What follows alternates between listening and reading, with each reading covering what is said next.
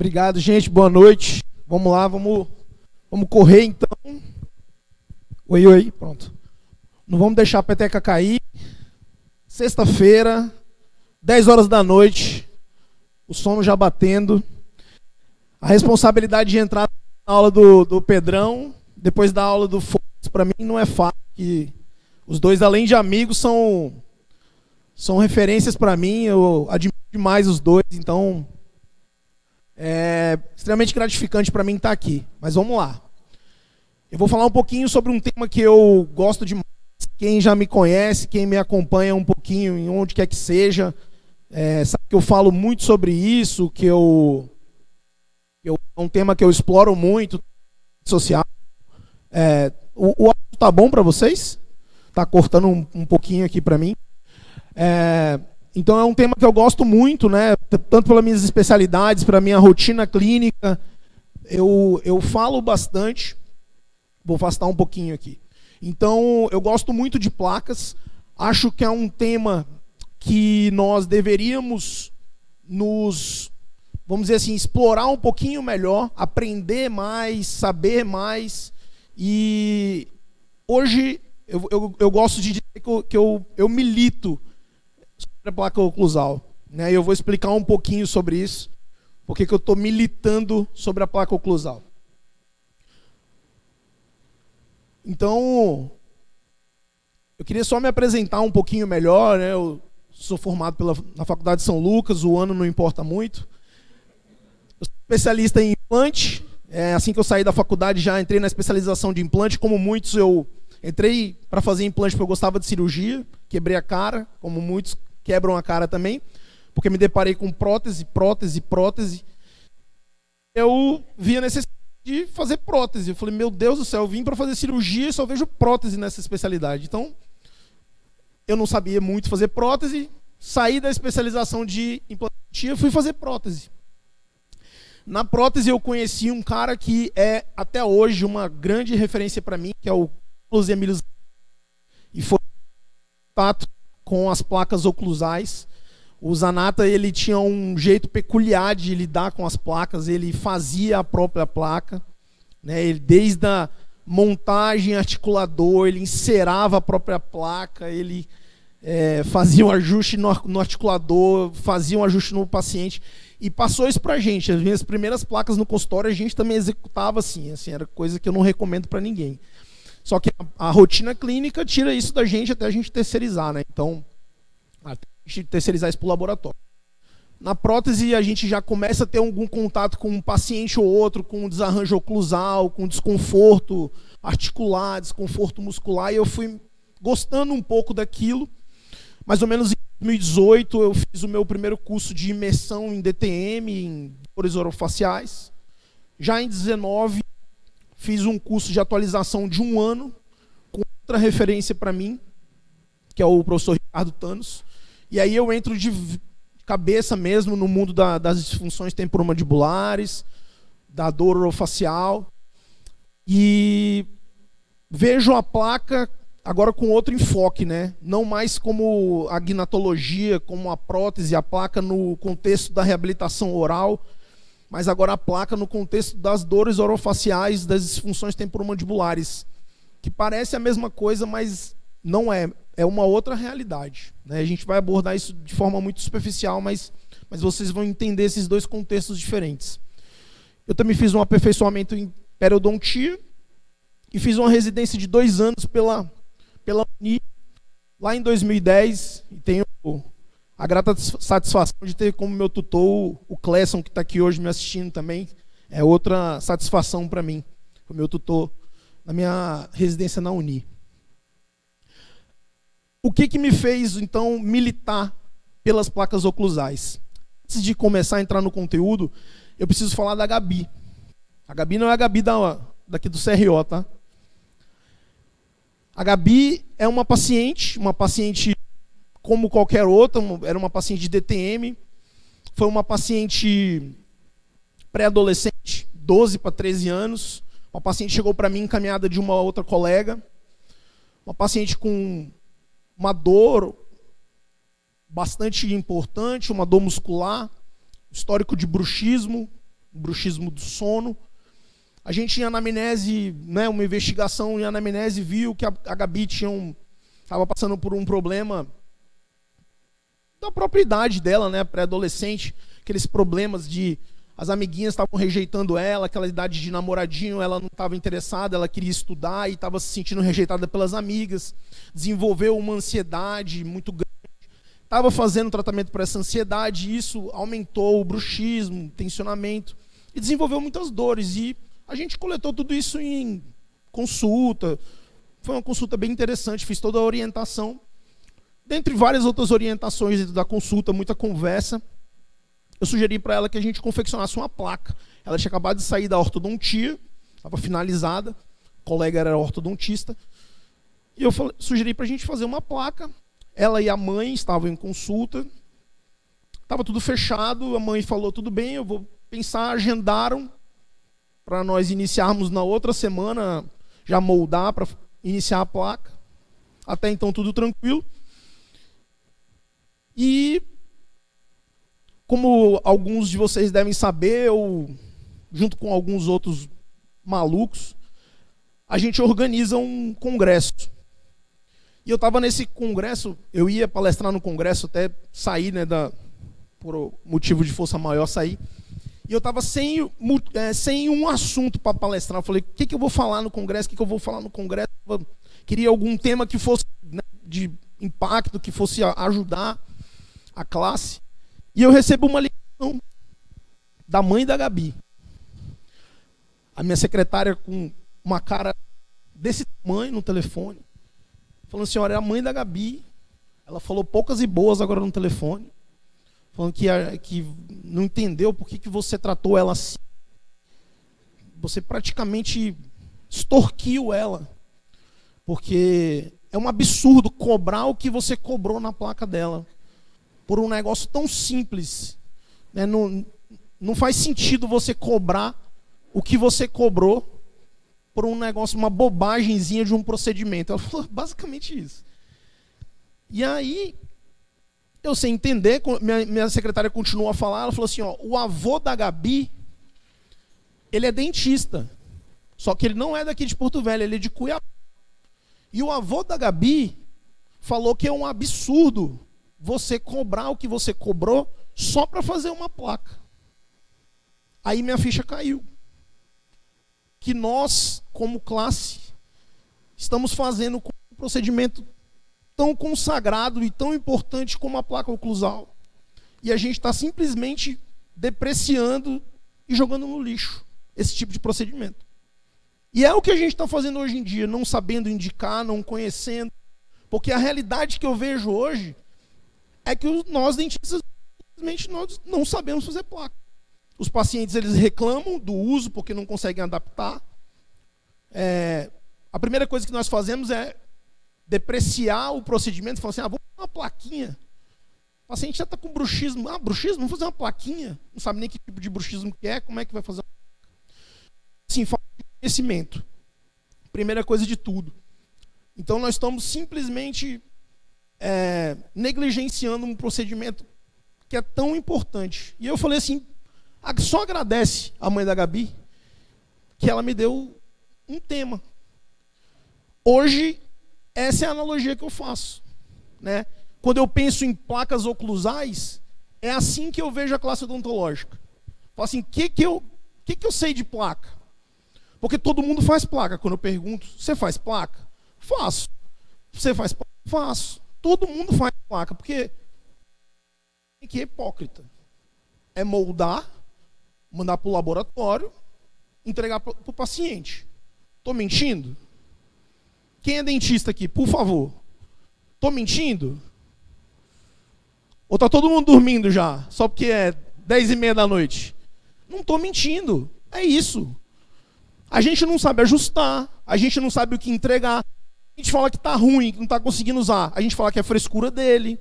O paciente que é frescurento, não está usando. Estou babando muito, está babando muito, você é frescurento. Que placa que eu estou usando? Ué, mas não é tudo igual as placas? Quanto de espessura tem? Mas eu tenho que saber quanta espessura tem. Não é sempre a mesma espessura? Aí, é isso aqui, ó. Então, assim, aí a gente para começar a raciocinar, fala assim, cara, mas então talvez placa seja importante mesmo.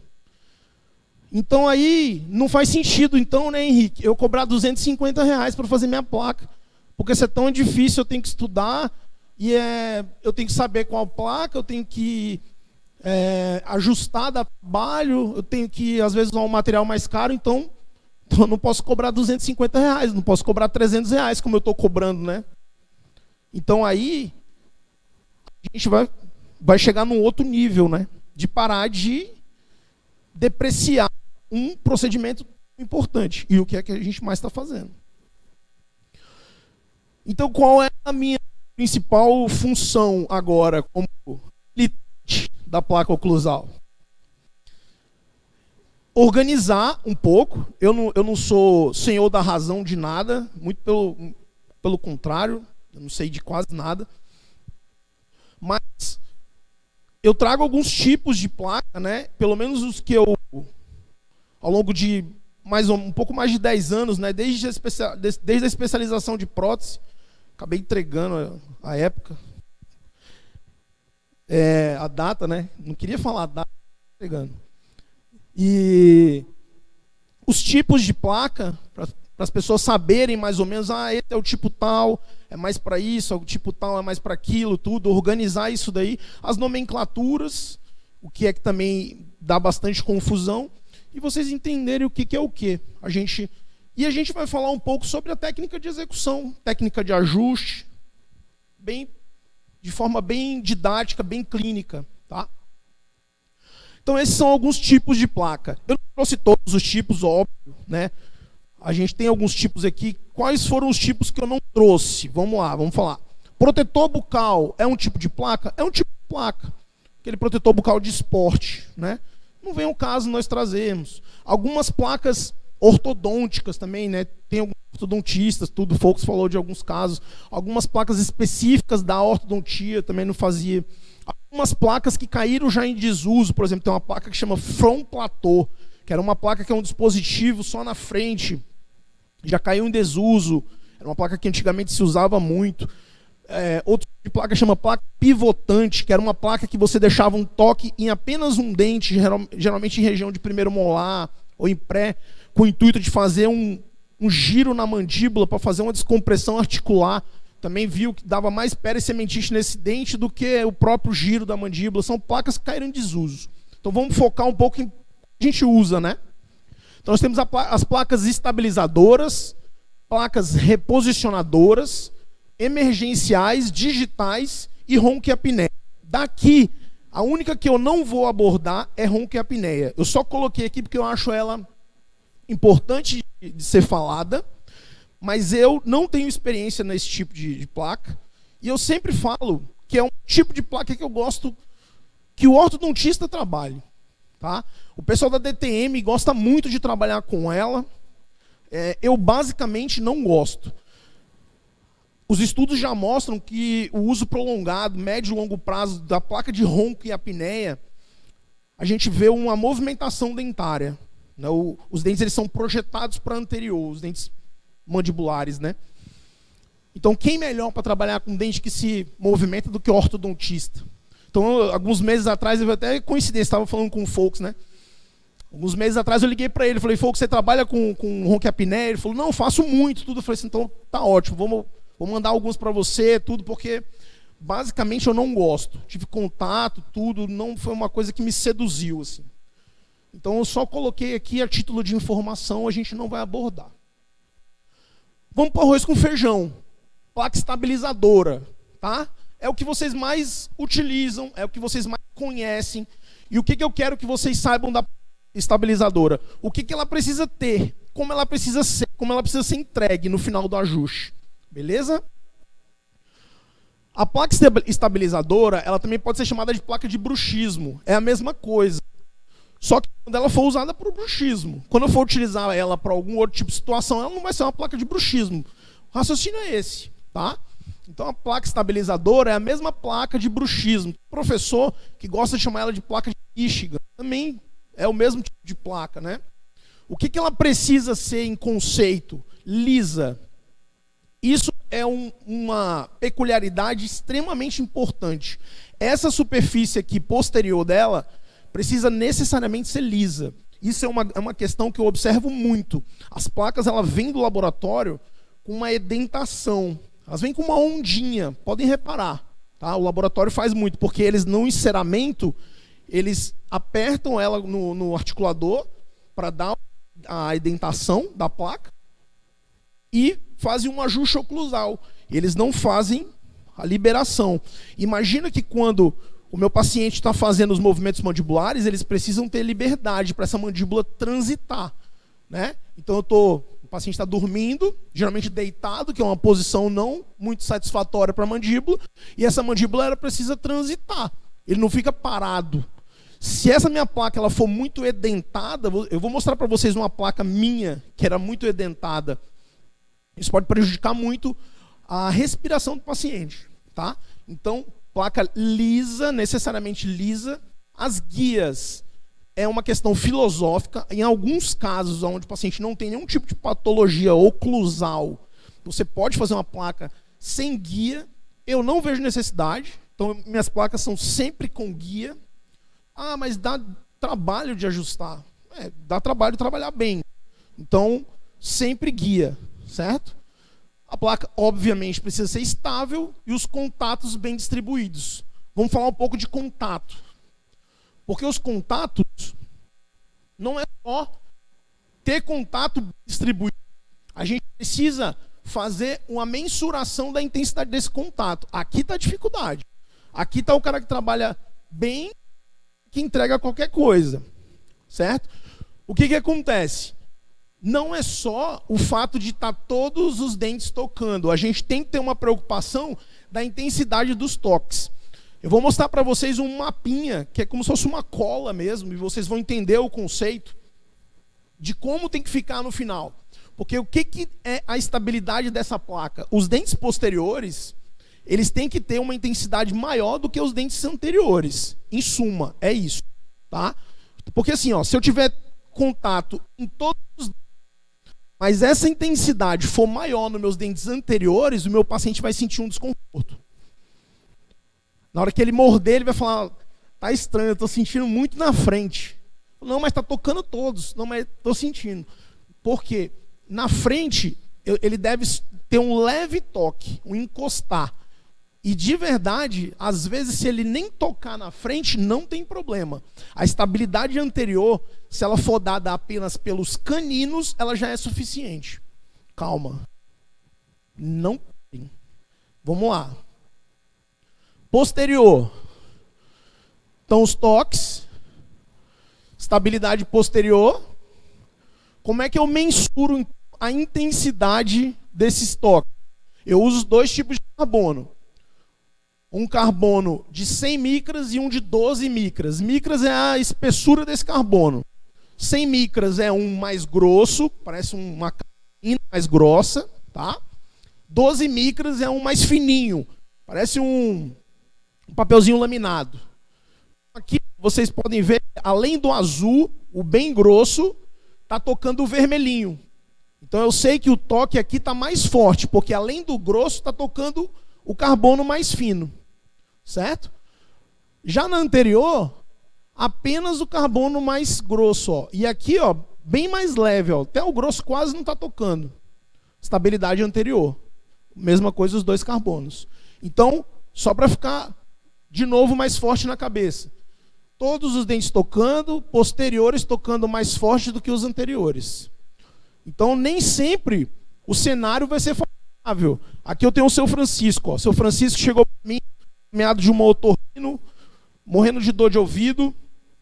Ela falou, Henrique, examinei o ouvido dele, não tem nada, deve ser ATM. De fato era.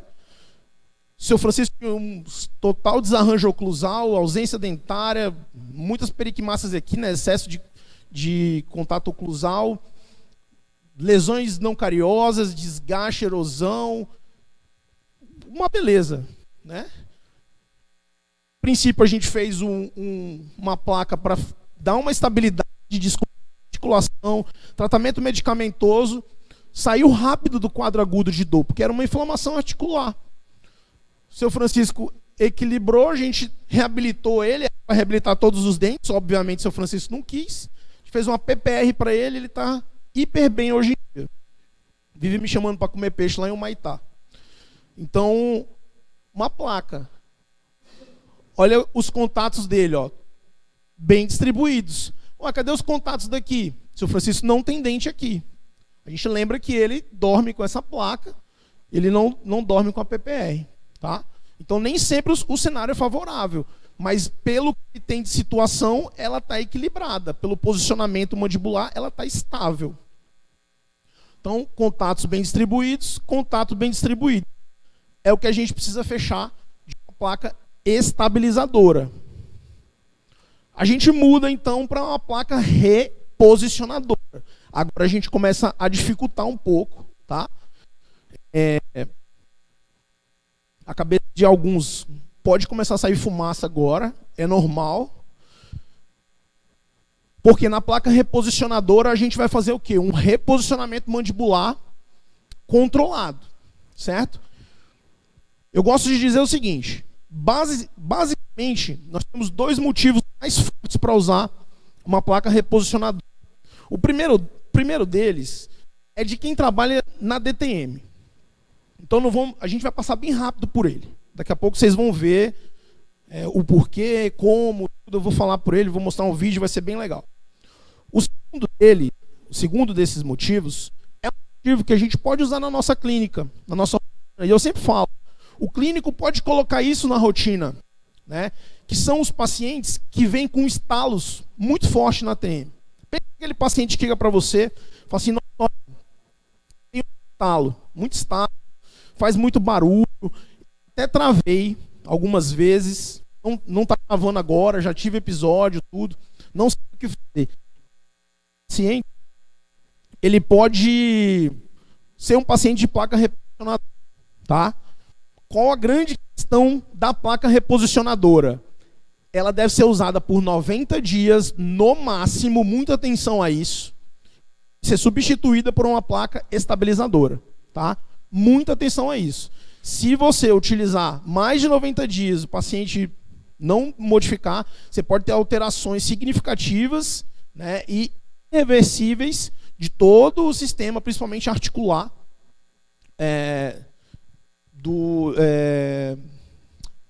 e não voltar, se não trocar ela pela placa estabilizadora.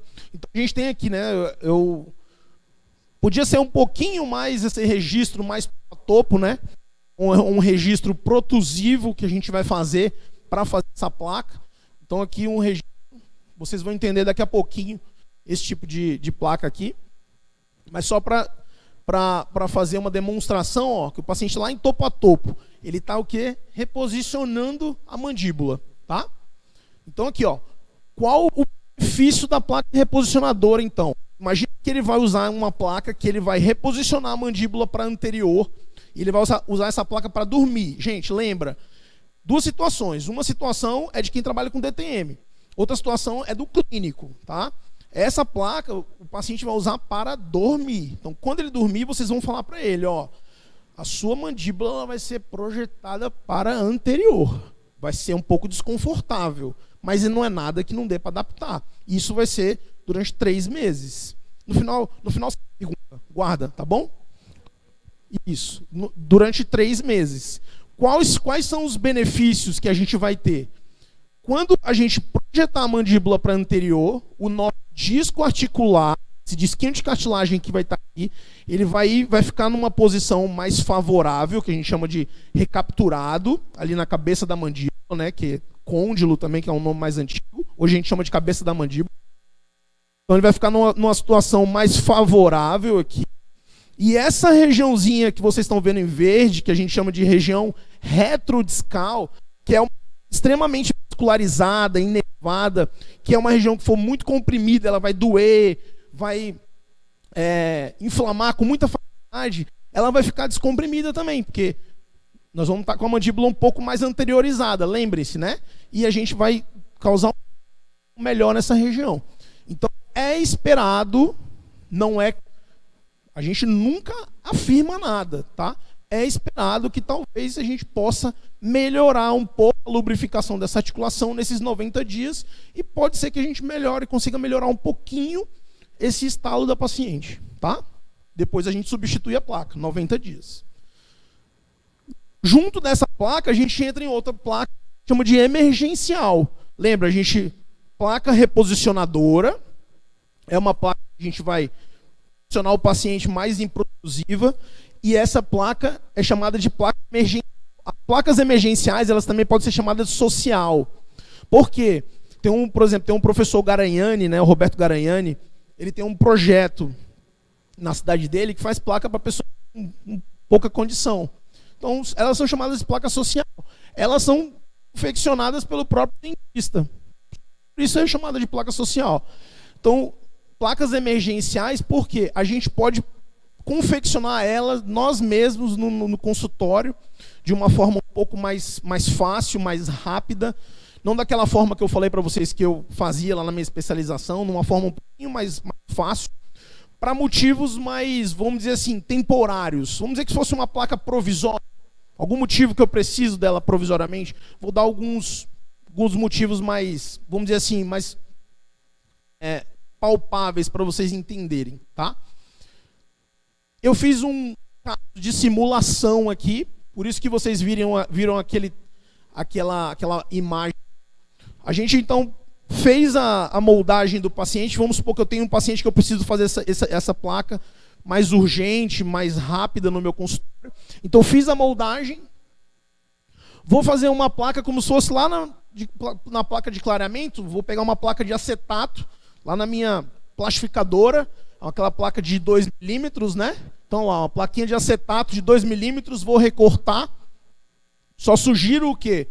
Não demarquem tanto quanto eu demarquei aqui, ó. Demarquei muito em dente. Hoje eu demarcaria mais embaixo, tá? Eu sempre falo todo mundo aqui. Adoro esse slide que é um erro. Então, demarcaria mais embaixo, faço o corte. Gosto de fazer esses furinhos em ponta de cúspide, porque eu vou jogar acrílico aqui em cima e eu quero que o meu acrílico ele entre e toque os dentes, tá?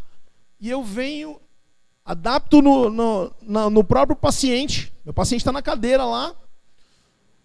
Faço um stop, venho com uma bolinha de acrílico, vou fazer o stop. Lembra daquela foto que eu mostrei para vocês lá? Então eu quero fazer a placa lá reposicionadora. Então eu peço para ele morder lá na frente, lá na protrusiva, vem, faço o meu stop, aonde vai ser a placa.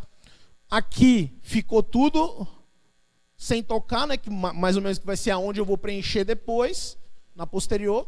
Estou com o meu stop aqui, venho e preencho tudo. De forma grosseira, gente. Não se preocupem em ser... Né, óbvio que com o tempo vocês vão criando um pouco mais de destreza, Então, mas aqui, ó, isso eu fiz de uma forma didática, né? Geralmente a gente está fazendo isso aqui, não dá para ficar parando, tirar foto. Eu fiz esse caso aqui, geralmente para fotografar, quando eu estava fazendo essa aula. Nós paramos aqui, ó, para vocês entenderem, ó. Enchi tudo de resina, criei os pontos. Daqui o que eu vou fazer? Vou só finalizar aqui direitinho, dar o acabamento, dar o polimento, a minha placa está pronta. Então vamos dar alguns casos, né? Eu vou mostrar para vocês agora o motivo da DTM que eu falei, quando a gente essas placas emergenciais. Mas, por exemplo, eu sou especialista em prótese, como eu falei para vocês. Em alguns casos, eu estava fazendo grandes reabilitações, a gente solta prótese fixa de paciente, faz provisório, tudo. E tem medo de o paciente, às vezes, quebrar. O paciente vai viajar, alguma coisa. E eu, dentro do tratamento, eu gostava de fazer placa, né?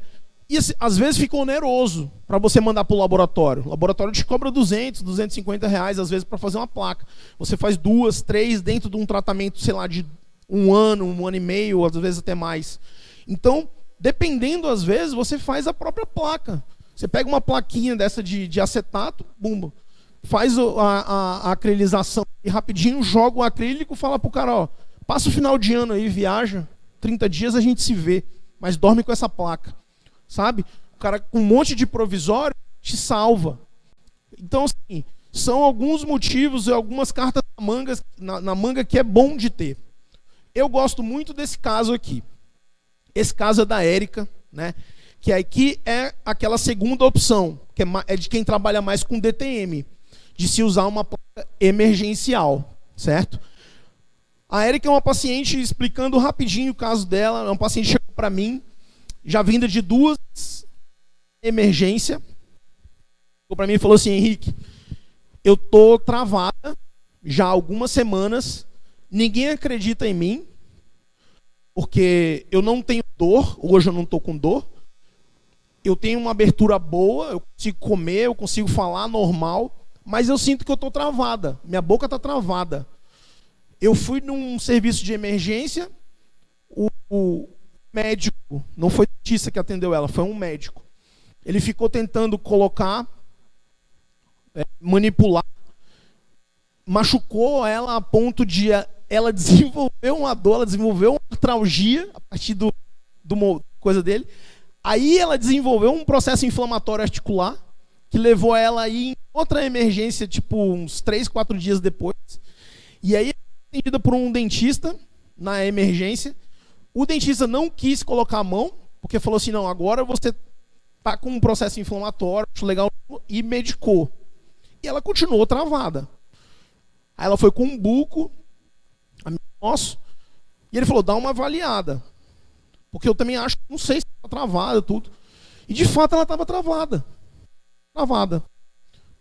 E a gente, sempre no exame do movimento da abertura bucal, a gente tem que observar o movimento que a mandíbula está fazendo na abertura. A gente tem, no sentido que a mandíbula vai fazer. Vocês já devem ter percebido isso, né, na própria rotina de trabalho. Às vezes você pega um paciente e ele faz isso aqui quando abre a boca.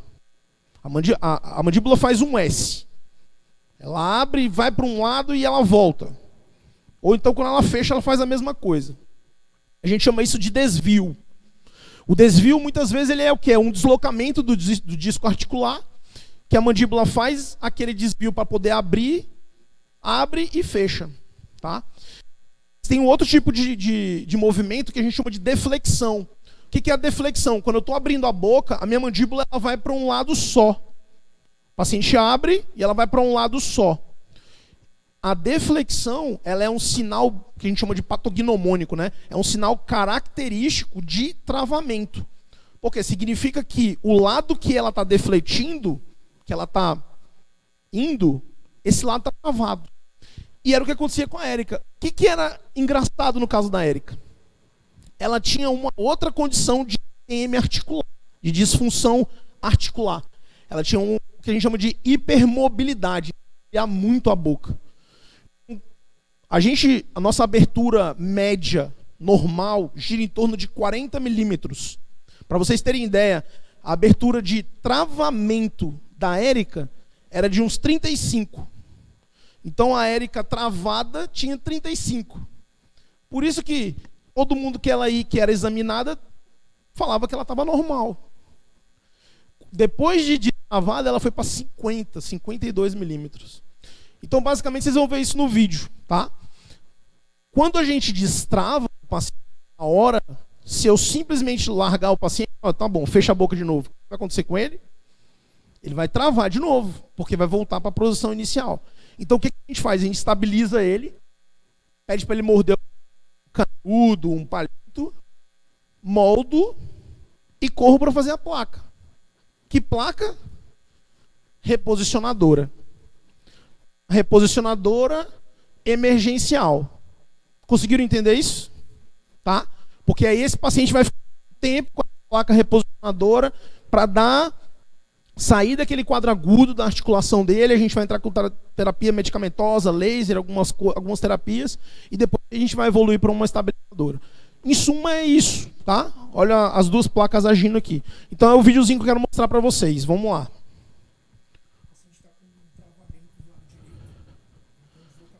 Tá sem som aí, mas é só eu explicando o que eu já expliquei, tá? Então, o disco ela vai abrir e vai defletir. Ó. Ela vai defletir para o lado que está travado, né? Olha lá. Abriu e jogou para a direita. Tá vendo que a boca dela já vai para a direita? Olha ela travada, gente. Olha o tanto que ela abre. Ninguém vai dizer que ela está travada, né?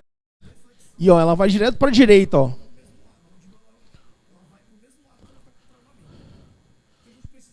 Quem é que vai falar que ela está travada? Né? Aí aqui, quando a gente vê ela defletir à direita, a gente sabe que ela tá, o lado travado é o lado que deflete. A gente vai fazer a manobra para destravar agora. Ó.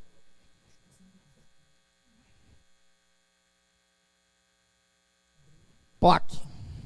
Destravou. Olha o tanto que ela abre agora. E olha como a mandíbula centralizou agora. Dá para perceber? Por que a mandíbula centraliza? Porque eu liberei a cabeça da mandíbula do lado direito e ela transladou. Só quem estava transladando era a esquerda. Né? A direita estava travada. Olha lá, 52 milímetros. Olha lá. Tá? Então aqui eu estabilizo ela e corro para fazer a placa reposicionadora. Que ela vai ficar com a plaquinha lá alguns dias. A gente entra agora nas placas digitais, né? Que é a era que a gente vive agora. As placas digitais, em conceito, elas não mudam. São as mesmas placas. São as placas estabilizadoras. Podem ser placas reposicionadoras também. O que muda é a manufatura. É o processo que eu vou confeccionar essas placas. Tá? Então, eu vou ter um projeto, eu vou executar um projeto, essas placas vão ser confeccionadas a partir do CAD, né, que é o projeto digital, eu vou adquirir um STL, que é o projeto digital, e a partir desse projeto eu vou escolher se eu vou imprimir essa placa ou se eu vou fresar essa placa. São as duas formas que eu posso obter essa minha placa digital. Essa minha placa que foi criada digitalmente, num software, num programa digital. Então, eu posso imprimir, como eu falei, ou eu posso fresar. 30? Obrigado. As impressas são obtidas através de acréscimo. É uma resina, né, que é um líquido onde ele vai sendo depositado e esse líquido ele vai curando, né, que é endurecendo, polimerizando. Ela exige maior cuidado nesse tratamento, nesse processo, e ele tem um menor custo, né, menor custo de equipamento, menor custo de material.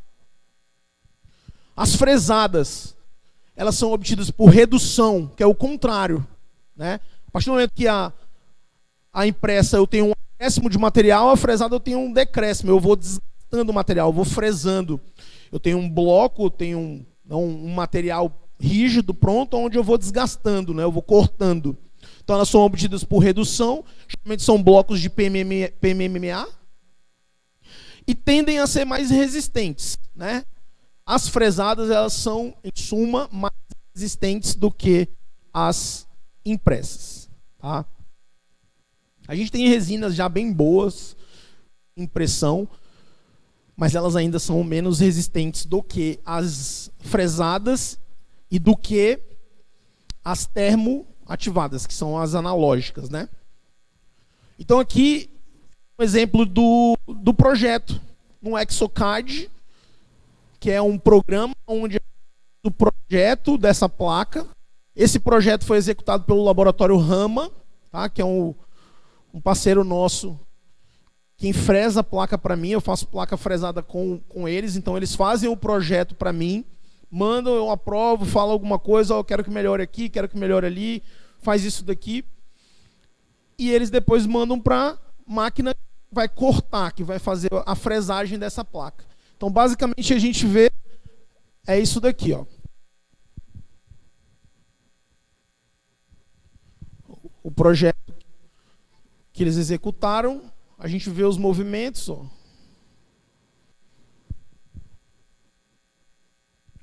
Vendo as guias, os contatos, a gente consegue ter previsibilidade de espessura dessa placa. Então é bem legal. A partir desse projeto aqui, eu escolho. Vou imprimir, vou fresar, fica a minha peculiaridade de placa digital. Tá? tá? Tá no cuidado no projeto. Geralmente, se vocês pegarem um cadista, que a gente chama, né? Que faz mais na correria, já aquele cara que já faz... Vai dar problema. Tem que ser um lugar que faça bem, cuidadoso, vocês serem criteriosos também na hora de ver se está legal, tudo. Porque é essa hora que faz diferença. Óbvio, se a impressora é boa, se estão imprimindo certinho, se a fresadora está correta, a calibragem, tudo isso. Mas é o projeto que faz a diferença, tá? Aqui, as minhas, quando eu faço impressa, eu gosto de fazer com o pessoal da Raio, tá? Então aqui também é um exemplo, ó.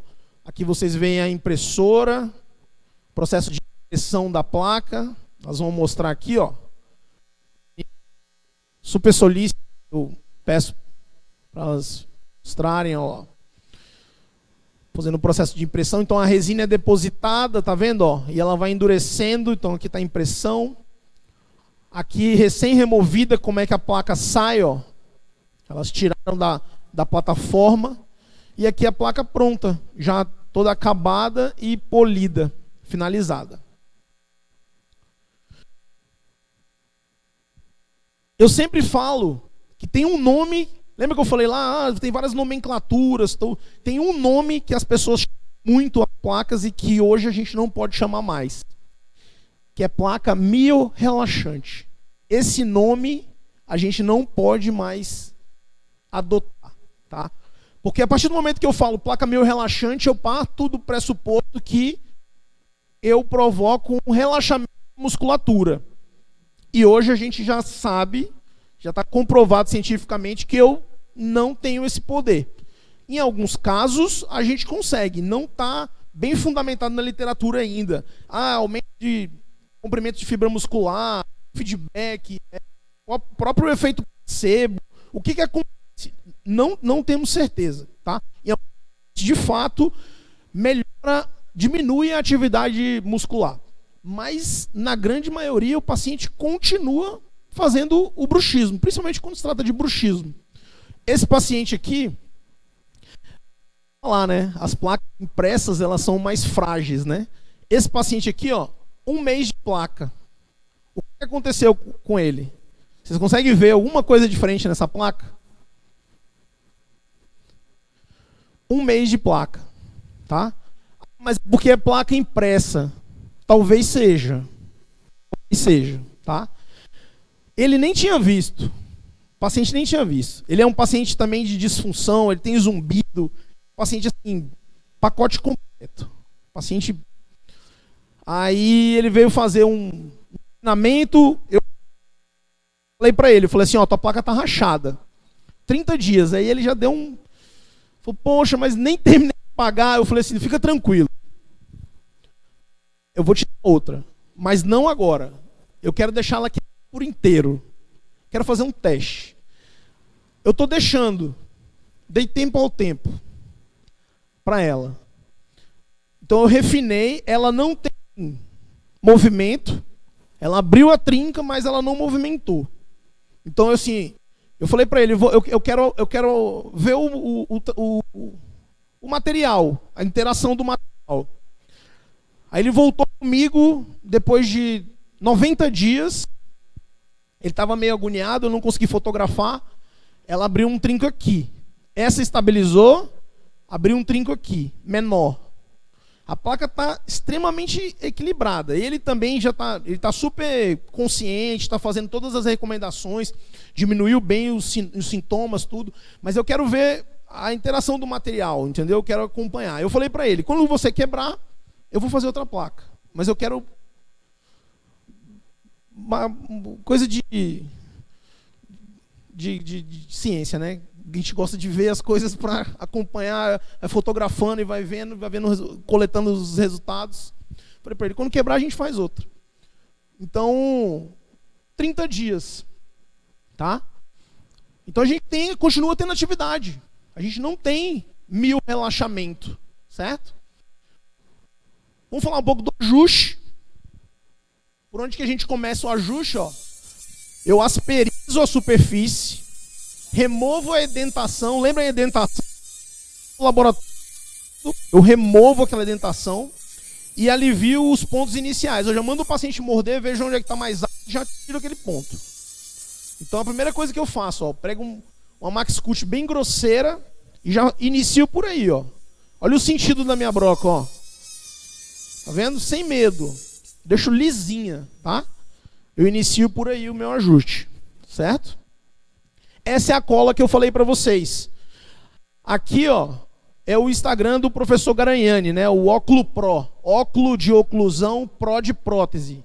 Quem quiser seguir ele é muito bom. Ele também é militante das placas. O que a gente vê aqui? Ó? Pontos posteriores, as bolas maiores. O que me leva a crer? Pontos mais fortes. Contatos mais intensos, tá? Nos anteriores, mais fracos, certo? E isso aqui é uma peculiaridade bem legal também, tá? Isso aqui ajuda muito na hora do ajuste. As guias de desoclusão, guia canino, ok. Mas o que é isso aqui, ó? Essa guia protrusiva não era para estar aqui nos incisivos? Nem sempre. A minha guia anterior, ela pode ser feita nos caninos, tá, gente? Lembra que eu falei para vocês muito rapidamente? Se eu tiver a minha estabilidade anterior, se eu não tiver toque incisivo, mas eu tenho que ter pelo menos nos caninos, tá tudo bem? Por quê? Acontece às vezes eu pegar um paciente muito classe 2. O paciente está extremamente classe 2 e eu não consigo dar toque aqui nos dentes anteriores. É muito difícil, tá? Mas se eu der toque caninos, eu já resolvi a parada. Eu já tenho estabilidade anterior suficiente. E a minha guia protrusiva, eu dou pelos meus caninos também. Esse caso aqui é uma paciente que a gente reabilitou boca toda. No conceito 2 and 2. Não sei se todo mundo conhece, né, o 2 and 2 concept do professor Barrote. Resinas posteriores, né, resina fresada e laminados anteriores. Então todos esses dentes anteriores dela aqui são laminados, tá?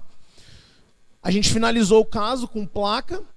E esse caso aqui é um caso que vocês vão ver. A guia anterior dela não é dada pelos incisivos. É dada pelos caninos. Olha só. Oclui. Então, ó. Canino. Canino. Vai para protrusiva agora nos caninos. Olha lá. E tranquilo. Estabilidade 100%, tá? Isso ajuda demais, parece bobagem. Fala assim, mas nada a ver isso, Henrique. Por que você está dando tanta importância nisso aqui? Na hora que a gente estiver com essa placa, estiver respirando com essa placa, o paciente vai falar, nossa, essa placa tá... Agora sim eu uso uma placa que eu consigo usar. Porque você está respeitando o espaço funcional livre, você está respeitando todo o espaço que o paciente precisa, tá? Isso é importante. A gente está agora na reta final. Você já sabe o que eu preciso ter, né, na hora que eu ajusto, como eu preciso ser os contatos, guias, tudo isso. Então, basicamente, agora, sequência clínica. Moldagem, confecção de gig, registro oclusal. Daqui, a única ressalva é a confecção do gig. Tá?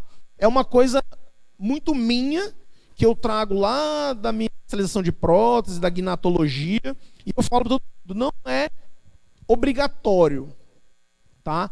É mais conceitual, é mais filosófico. O gig me ajuda muito, tá?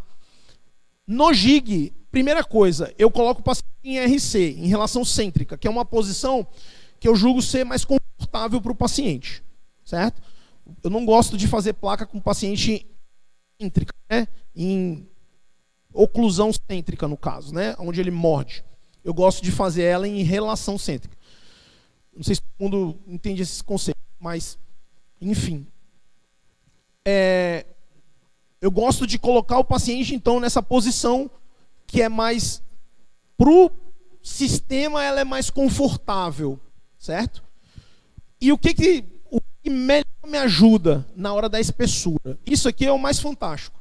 Determinar a espessura da minha placa, tá? Então, todo mundo fala assim, quanto vai ter de espessura essa placa? Dependendo do que eu quero essa placa, eu determino a espessura que eu vou ter e é no gig que eu determino, tá? Então, moldagem, né? a moldagem vai determinar a qualidade da adaptação, principalmente dessa placa. Então, tem algumas pessoas que já estão escaneando, né? Não tem que fazer essa etapa da moldagem, já pode escanear. Outros que vão fazer a moldagem vão fazer o escaneamento no gesso, né? Em bancada. De qualquer forma, tem pessoa que fala assim, não, eu prefiro fazer a minha moldagem com silicone de condensação, silicone de adição. No mínimo, um bom alginato, tá? Se for um alginato de terceira, vocês vão ter muito trabalho na hora do ajuste. Não vale a pena. Tem que ser um alginato bom e uma moldagem boa, tá? Então, moldou. Não moldagem, repete. Por quê? Se vocês não quiserem perder tempo agora, vocês vão perder tempo lá no ajuste no final, que é muito pior. Particularmente, faço 2 moldagens superiores. Por quê? Eu já combinei com o meu laboratório. A primeira, ele vai confeccionar a placa. Na segunda, ele já vai ter um modelo onde ele vai colocar a placa, ele já vai fazer um pré-ajuste. Tá? Então ele faz 2 modelos superiores. Por isso que eu faço 2 moldagens. Então aqui, ó, eu exemplificando como é que eu faço a espessura. Tenho o meu jig. Coloquei uma reguinha para exemplificar. Essa é a espessura. Acho que o microfone... Diminuir. Olha lá a reguinha, ó. Consigo ver que eu diminuí. Tá? Então, ou desgasto o jig, eu quero tirar um pouquinho, deixar um pouco mais fina essa minha placa. Vou lá, tiro o jig.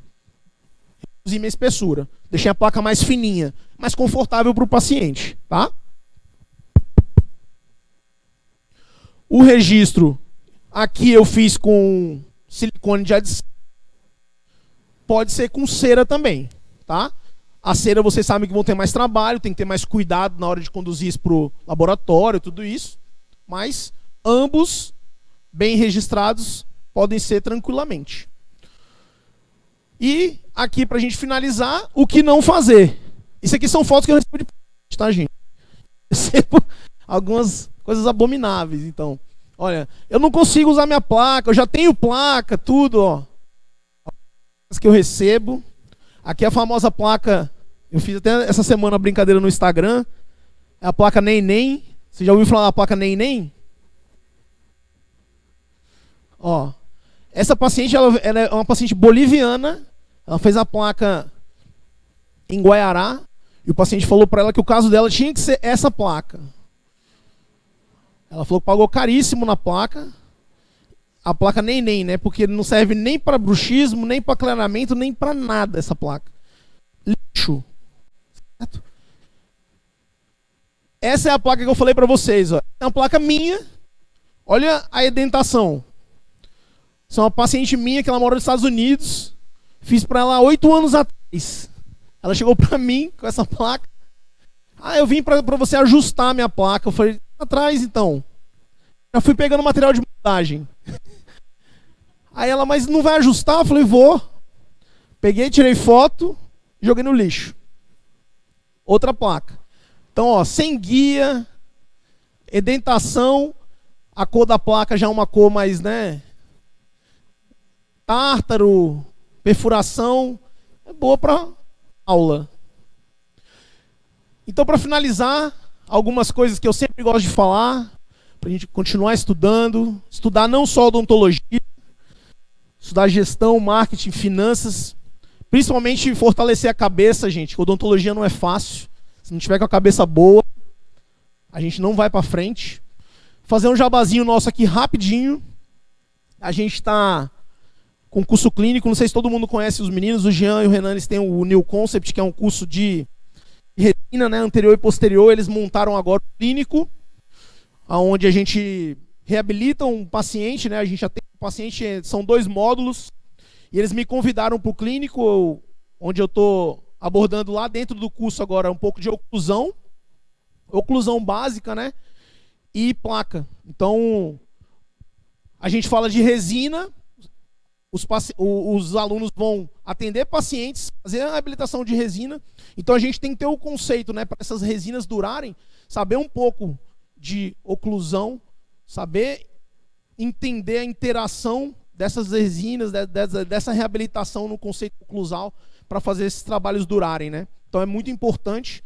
E proteger isso tudo, proteger essas reabilitações com placa. Então todos os alunos, eles confeccionam placa, ajustam essas placas, tá? Então é bem legal o curso, são 2 módulos, 3 dias cada módulo. E além disso, no ano que vem, eu estou com um projeto também. Então se alguém tiver interesse, depois dá uma conversada comigo, que a gente vai iniciar um projeto, mais ou menos para fazer um curso também, onde os alunos vão confeccionar e a gente vai fazer também questão de 2, 3 dias. Aí a gente vai entrar no mundo mesmo, oclusão, placa aplicada a DTM, placa aplicada a prótese, a reabilitação oral. A gente vai destrinchar bem dentro desses 3 dias, confeccionar uma placa. Então, primeiro semestre do ano que vem a gente vai iniciar esse projeto, tá? Na verdade a gente já iniciou, a gente vai... Quem tiver interesse, dá uma conversada comigo depois aí, que a gente abriu uma listinha aí. Só agradecer, uma foto de 2022 do nosso projeto grandioso aí. Foto agora de 2023. Não sei se todo mundo conhece, né? E Giral e Santo Antônio em amplo funcionamento. Meus contatos, se alguém tiver interesse, só... Tá, muito obrigado, gente.